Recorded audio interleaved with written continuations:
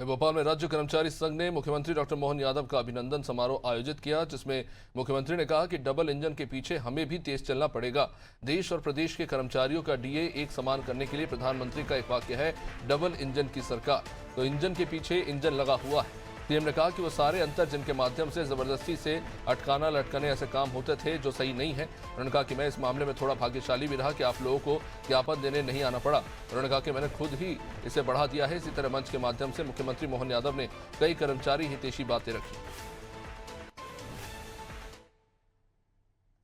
ये बात बिल्कुल जवाबदारी के साथ कहना चाहूंगा कि मैं प्राधिकरण में रहा, टूरिज्म में रहा, बाद में भी शिक्षा मंत्री करके भी आपके बीच में से ही काम करते करते जब निकला तो मुझे इस बात का तो एहसास है ही कि हम अगर निर्णय कुछ भी कर रहे हैं, लेकिन निर्णय का क्रियान्वयन कराने की जो नीचे की हमारी एजेंसी है, जो काम करने के और काम को नीचे अंजाम को पहुंचाने वाले लोग हैं, अगर उनके मन में कोई असंतोष है, उनके मन में अड़चन है, उनकी व्यवस्था बिगड़ी हुई है, तो हम कितनी भी बात कर लें वो बात का नीचे असर आएगा ही नहीं।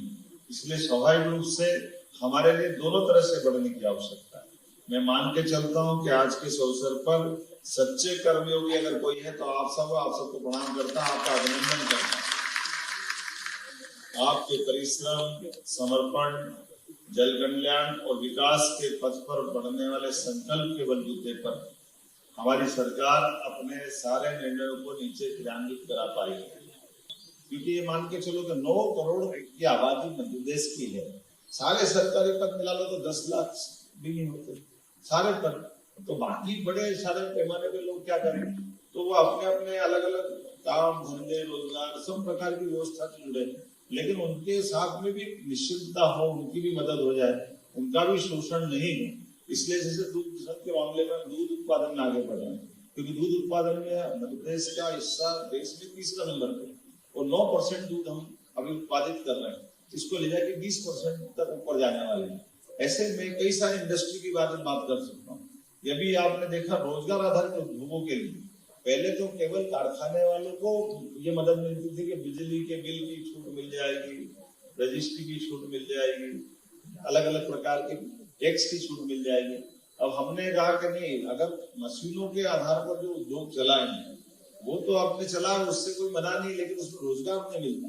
लेकिन रोजगार परक उद्योग आएंगे तो प्रति लेबर 5,000 से लेकर उससे ऊपर तक की हम मदद करेंगे, वो रोजगार आधारित उद्योग लगाए हमारे राज्य के। शिक्षा मंत्री के नाते से पीएससी केवल ये थोड़ा अटपटा लगा कि हमारे विरोधी दल के लोगों को, तो उनके समय कभी भी कोई शिक्षा मंत्री ने पीएससी कराई नहीं। पीएससी करोगे नहीं तो भर्ती करोगे, इसके परिणाम क्या निकला? विक्रम वर्मा जी ने कराई थी, उनके समय भर्ती हुई, बाद में अपने जयमान सिंह जी पौड़िया जी के समय हुई थी, फिर हमने कराई थी। फिर हमने कहा ये पीएससी कराने वाला कोई आए और नहीं करे तो उसी के बहुत सारे पद खाली होते जाते हैं, कॉलेज के बच्चे रोज पढ़ते हैं, तो ऐसा क्यों होना चाहिए?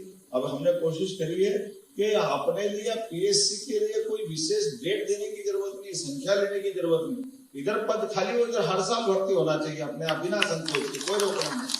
सारे विभागों के अंदर जो पद खाली होते जाए, कोई बोलने बताने की जरूरत नहीं, वो अपने आप क्रमशः हमको रिटायरमेंट होने वाला सबको मालूम है, पद मंजूर है सबको मालूम है, तो वो प्रक्रिया चलने तो लगातार, उसमें क्या फर्क पड़ता है? ये इसमें कोई बड़ी बात नहीं, ये करना ही चाहिए लगातार। एक निर्णय ये कर रहे हैं कि आप एक बार में एक एग्जाम करा लें, जैसे यूपीएससी की एग्जाम होती है, यूपीएससी में जो ज्यादा नंबर है तो वो आईएएस में चले जाएगा, जो थोड़े कम नंबर है आईपीएस हो जाएगा, और थोड़े कम है तो फॉरेस्ट में चला जाएगा, और थोड़े कम तो रेल में चला जाएगा। आप कर लो ना चयन एक बार, आप फिर उनको जैसी जैसी लगती जरूरत पड़ती वहां भेजते चले जाओ, तो अनावश्यक रूप से क्यों लटकाने का मामला? ये होना चाहिए कि नहीं? मैं तो मान के चलता हूँ कि आपने अभिनंदन जरूर करा है, लेकिन मैं अपने परिवार में मान के चलता हूँ कि ये अभिनंदन केवल हमारे अच्छे संकल्प का अभिनंदन है, जिस आधार पर हम और आप अलग अलग हैं, इन व्यवस्थाओं के हिस्से, जिसके कारण से हम सरकार में बैठे। जब मैं आपसे बात कर रहा हूँ तो उम्मीद करता हूँ कि हमारे लिए जो 2023 में हमने संकल्प पत्र में कहा था, अक्षरशः उसको उतारने का प्रयास करेंगे नीचे का, इसमें कोई संदेह नहीं। अभी ये बताओ, मैं आपका मजदूर संघ के तो काम कर रहा हूँ, आम के आम बिजली के दाम, इधर उद्योग धंधे लगेंगे तो अपना संगठन बढ़ जाएगा, और क्या चाहिए? यही तो है। हमारे लोगों को रोजगार भी मिलेगा, काम भी मिलेंगे। रोजगार का मतलब केवल सरकारी नौकरी नहीं है, जो बार बार हम बोलते हैं, लेकिन सरकारी नौकरी के जो पद है वो भी सारे भरे जाना चाहिए, उनको भी खाली नहीं रखना, ये भी तो हमारा काम है। इसलिए आते ही सारे प्रकार के पदों को भरने का अभियान चला है। तो मुख्यमंत्री सुगम बस सेवा भी चालू करने वाले हैं, जिसके माध्यम से पूरे राज्य के अंदर छोटे से छोटे स्थान आने जाने के लिए कहीं भी जाएंगे तो अपनी सुविधा होना चाहिए। इस व्यवस्था को पुनर्स्थापित करने का प्रयास है।